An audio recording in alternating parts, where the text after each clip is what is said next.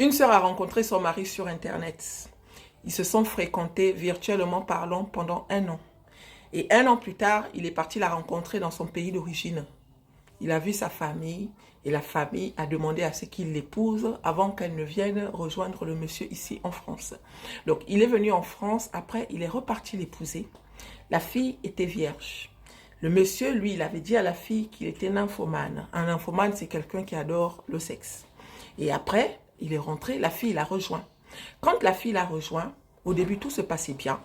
Mais au fur et à mesure que la relation évoluait, le monsieur, il devenait de plus en plus gourmand. En tout cas, il l'avait prévenu. Il devenait de plus en plus gourmand à un point où, quand elle ne voulait pas, il était agressif.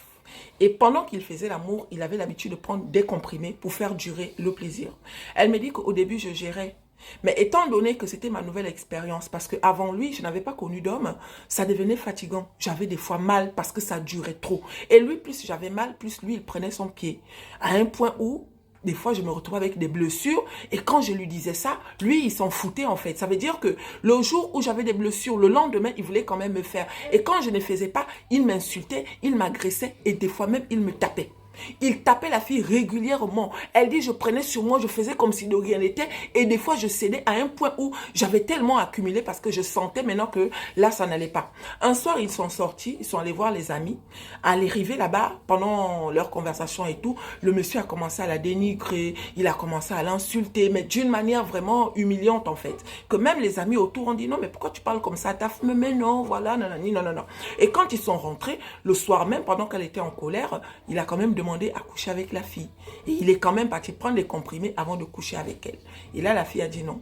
Je suis désolée, mais ce soir, tu ne vas pas me toucher. Et quelque temps après, le monsieur a tellement insisté qu'ils ont commencé à se battre. En se battant, il est parti prendre un bois. C'est lui qui a commencé à taper la fille avec le bois. Mais la fille a réussi à arracher le bois et c'est elle qui a commencé à taper le monsieur. Elle dit sur le coup de la colère, je l'ai tellement tapé à un point où il s'est retrouvé défiguré. Il saignait et il a appelé la police. Donc quand la police est arrivée, il a dit à la police que non, la fille l'a agressé et que la fille avait pour habitude de le taper.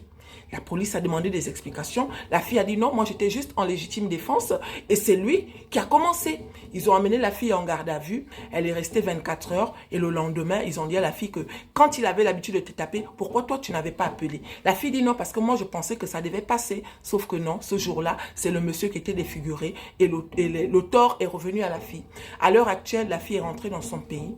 Elle n'est plus vierge, elle est malheureuse. Tout le monde se moque d'elle, comme quoi elle a raté. Et elle, tout ce qu'elle veut, c'est, voilà quoi, elle a la haine en fait.